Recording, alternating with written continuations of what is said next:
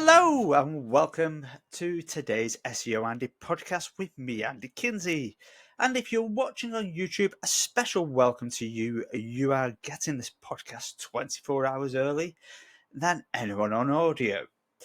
Now, this week we're going to kick off for the first 10 minutes or so talking about the news. Skip this section if you want to listen to our main topic today, which is talking about how to create compelling and clickable headlines for your content. Now, let's kick off with that news. Having spoken for the last few weeks primarily about Google's algorithm update, if you want to skip back and pause for a second and listen to last week's podcast where we discussed that in some detail, please do. But this week, we've got a few other updates. So, Google is testing a few things in its search ranking pages. And the first thing that we see is that Google is expanding its right-hand panel of search ranking pages, and it's actually making them scrollable. So this is the knowledge graph area. It's where you often see information from Wikipedia or about a business, and it's expanding this further and further to the extent it's now scrollable, and it's making it kind of really interesting to see that it's scrollable. The reason this is interesting is that actually it shows there's that much data there for them that it's kind of hard to see how that's user friendly, especially when they simply always talk about things being user friendly.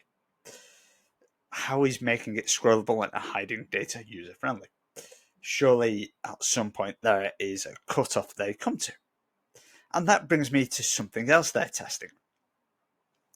So Google is testing a hidden section for local searches. So where we used to see in the Google Maps appear as a section in searches, there is now testing going on where this collapses automatically in an accordion style. Now, this is really interesting, again, because it saves them space, but we're seeing this on desktop as well as mobile. As I say, this is just interesting because it saves space, but again, it's a question of are they stuffing too much information on the pages? And the reason that question comes up is because they're adding a new section to search pages. And it's called the Google Things to Know, or rather, Things to Know. And it's appearing in, according to Rank Ranger, in about 1% of searches. And basically, it's based on trending searches around a given topic. And the example they've given is about Yellowstone Park in America, about is it open, has it ever closed, etc. So if you search for the generic term, it'll come up with those questions. It's kind of like the people often ask kind of thing.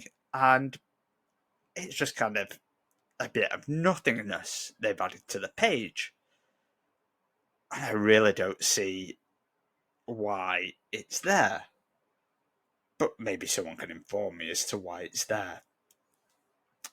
So moving on from that, specifically for webmasters, if you use Google Search Console or Google Webmaster Tools as it used to be known,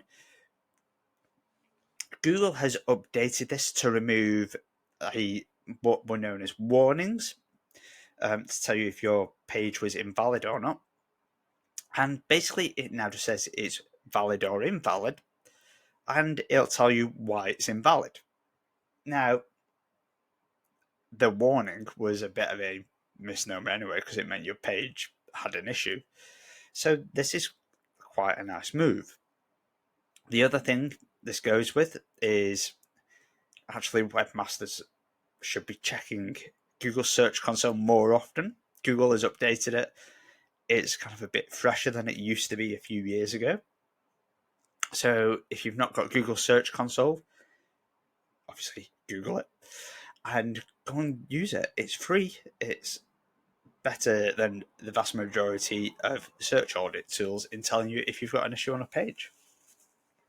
or a large issue on your page and across your site. Google has also this week confirmed that the product review update, the algorithm update we spoke about over the past few weeks, is still only in English, or for English websites, I should clarify. Excuse me. This means that only English websites are affected, or rather, English language websites are affected, or that if you've got a English language translation of your content, it's affected. However, they have also confirmed that they are likely to roll this out across other languages in the near future, whatever that means. So, if you've got low quality product reviews in other languages, or of course in English, get a move on and write better content. One other thing, Google is testing, or it appears to be that way, turning on automatic messaging, or rather turning on messaging automatically for Google My Business, which means that if you've got Google My Business, you might, and you don't want it, you should go in, double check it's still turned off, and obviously, my advice, go into Google My Business and update your profile anyway, because you should be doing that on a periodic basis. And that's this week's news. There is no update this week from what we have seen elsewhere in terms of the last few weeks of the algorithm update. We will come back to that in coming weeks. So now moving on to our main topic, and it is creating compelling and clickable headlines. And the reason that I'm talking about this is because a number of my clients have asked again about this over the past few months, and it's a topic that is evergreen in the way people ask for it. It's always coming up, and people always want to know, how do you get more clicks from search, but also how do you ensure that if you're creating a piece of content, how do you ensure it remains relevant? And without going into detail about the actual piece of content, because a lot of this stuff is relevant to that, it's more so about the thought path that you follow. So I have 5 tips to writing a compelling headline.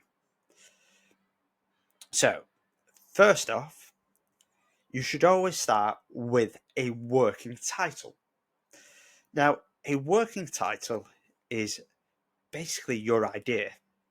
You should never start something without an idea. So, my idea for today's podcast was creating actionable headlines. Now, I've come up with 5 points from that, as well as this week's news, obviously. But those 5 points are what we're talking about today. The reality is from there you can stem into a much longer title, which is what you'll likely see over on YouTube. It's what you'll likely see in the podcast title or the subtitle, or even in a blog post somewhere. That title is not going to be your final title. It is something that you can bounce off to go, actually, I can write a post from this. Your working title gives you basically a workflow and a mindset to come back to. Number 2, once you've written your post, you want to come back and be more specific. So, there are millions, if not billions, of articles out there. In fact, I myself have literally authored thousands of articles on the internet. And I confess, I've written thousands, probably, of dull headlines. But I've also authored thousands of compelling headlines. So, dull headlines, tips for whatever. The best way to do, boring, making you yawn. So, the reality is that anyone looking for something online either wants to read or watch something absorbing, or they want to take action. That's the reality. They want to take action. And that action might just be they want to be absorbed into reading something. And they might want to do that over lunch. They might want to do that at night because they're starting a side hustle. Or they might just want to be absorbed because actually, for just as a side, they want to read a little side story to one of their favourite books, but you still have to pull them in with something that's compelling. Now, the titles that I'm going to give you examples of are not that kind of story title, but it still stands that you need to be compelling and that you'll need to look at the data that I'm talking about in a bit. So, to grab someone's attention, you need to be specific. So, for example, 6 effective ways to do something. Fortnite, as in the game, rarest skins and how to get them. So, being specific, the game, the product, the skins, and how to get them. 3 things in one. 12 ways to upgrade your make and model of car.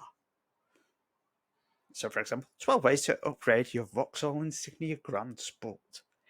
Extremely detailed, extremely specific, and direct to the audience.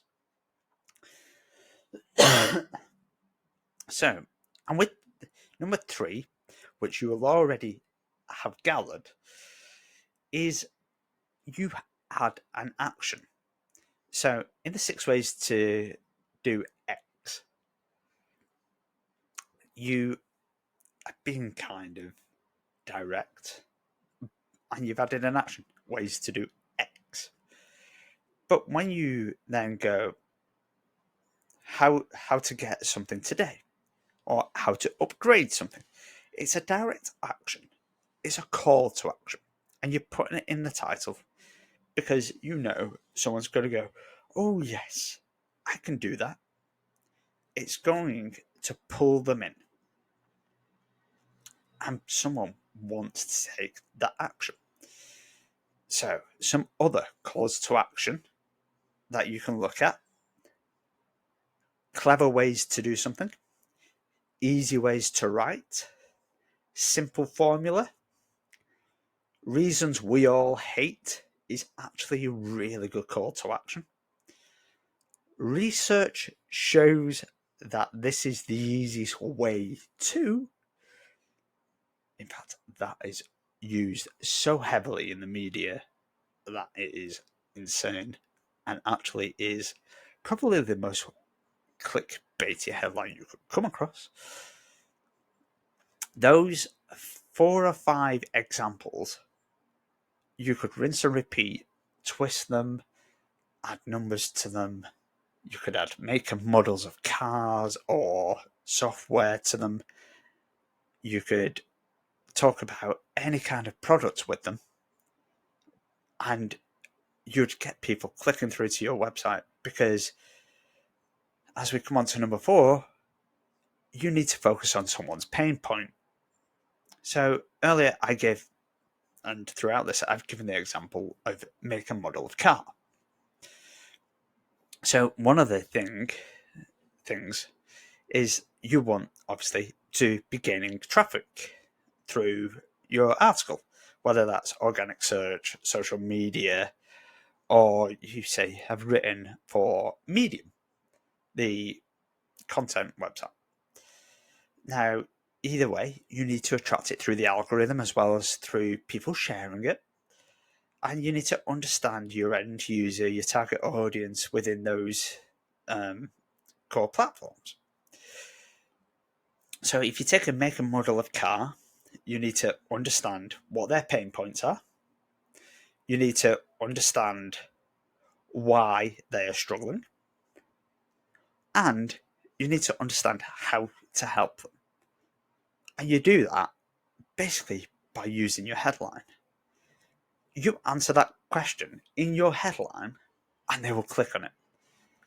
So, for example, in the example I gave earlier of 12 ways to upgrade your Insignia Grand Sport, it's because I used to own an Insignia Grand Sport, by the way.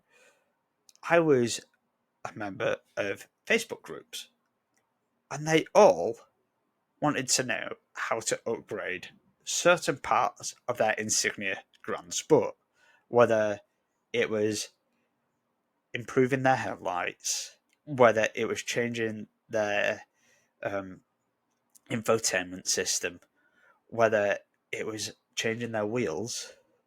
They wanted to do something to make it better. And so that kind of headline answers for them the question of, oh, these are great ways to upgrade it. And you could change it to three reasons we all hate the Insignia Grand Sport. They would click it because they'd be interested to know why people don't like the car they love. It's clickable. It's really easy to do. And actually, it focuses on their pain points and it either answers the question and helps them, or it answers their question and offers them a solution. So if you say reasons we all hate something, you can turn around and go, but here's a solution. So, for example, a common problem with the Insignia was the DPF filter. And a solution to it that lots of people found was they could put a little circuit in with an LED that lit up to let you know you needed to drive at a certain speed to clear the filter. It's simple, but for some reason Vauxhall don't do it themselves. Strange, but a relatively easy and relatively cheap fix if you know how to do it. And this brings us neatly to our fifth point, and that's using data. Now, if you own a website and you've run it for a while, this will be relatively easy because you can either use Google Analytics to do this, or you can use Google Search Console, which I've explained you should all go and use. Or if you've not, or even if you have, you can use something like Ahrefs or SEMrush to go out and do some keyword research to find out exactly what questions people are asking on a given topic. And basically, you can look for lists of what people are asking. You can look for what's trending right now. And you can look at also other people's similar lists, maybe from a year or two ago, not necessarily today, and go, actually, what were their pain points? Do I agree with what they're saying? Don't necessarily copy them because that's a really bad idea. But you can go, actually, my analytics say that my top posts are X, Y, and Z. And when I look at SEMrush, the top three questions, two of them agree with that, but there's also another that comes up, and I'm going to include that one. And on top of that, three other posts have shown up two other points that I want to include. And then you get the best of both worlds. You get 5 points or 6 points that you can include in your article. You can come up with something that summarizes them as your title, and you go back and you write your final title. Now, at the start of this, I said that you should be writing a draft working title as you write your content. And what you should be doing as you write your content and as you think about being specific, adding an action, focusing on people's pain points and using your analytics is continually redrafting that content, that compelling headline, rather. This means that, for example, if you've got, say, 5 effective ways to do something, you might come back and go, actually, 5 sounds a bit boring. And it's because it does. Believe it or not, everyone writes 5 or 10 things about something. There's actually some research I read quite a long time ago that says 7 or 8 is the optimum number because people don't read it that often. 13 is another number people don't tend to read, although it sometimes signifies being unlucky, so you might want to give it another consideration. But as you redraft it, you'll come across a formula for that specific post until you're happy. But as always, you need to consider keeping it short and keeping it compelling. Does it do what it says on the tin? Does it also contain an action that someone can take? Or is it simply compelling enough to make someone click it? So those 5 tips, once again, to get people clicking your content. Start with a working title to get you started writing. Be specific. Add an action. Focus on people's pain points and use your data, whether that's from analytics, Search Console, or keyword data. Next week, we're going to be looking at how to improve your writing for SEO. Please join us then. We'll be live next week on YouTube on Thursday. Watch out for the notification on that. You can get that notification by subscribing on YouTube and hitting the notification bell. You'll get that probably an hour or 2 before we go live. So please do that. That, as I say, that'll be on Thursday next week. We'll be going live. Please subscribe on whatever platform you are listening on, whether that's Apple, Spotify, Audible, anything like that. Please do that. It really helps power us forward. I'm Andy Kinsey. You've been listening to the SEO Andy podcast. You can find us online at Andy Kinsey and visit SEOandy.com. Thank you very much.